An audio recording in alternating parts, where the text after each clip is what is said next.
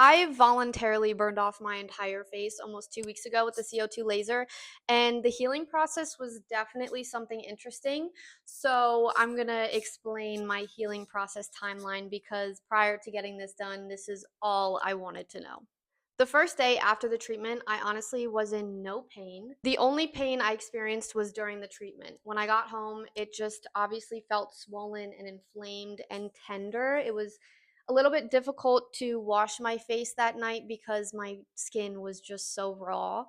The same thing happened on day 2 and 3, it just felt really raw, and then by day 4, it got a little bit better. I would say from day 1 to day 5 or 6, my skin was just very, very swollen and red, and then by day 6 or 7, the swelling went down and my scars started to pop back through. Day 3 to 9 is when the peeling and itching started.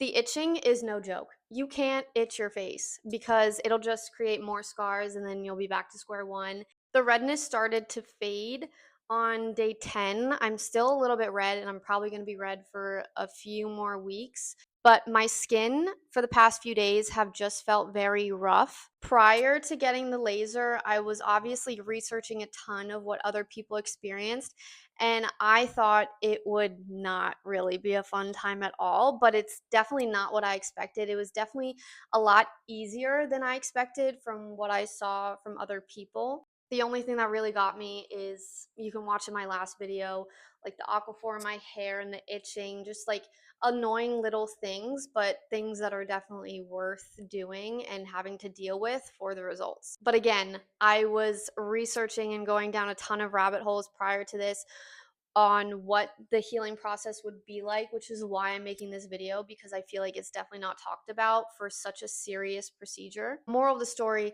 my treatment and how deep we went on my face, it definitely wasn't as bad as I expected, but definitely do your research before and talk to your provider and make sure you're asking all of the right questions because again, this is a very intense procedure.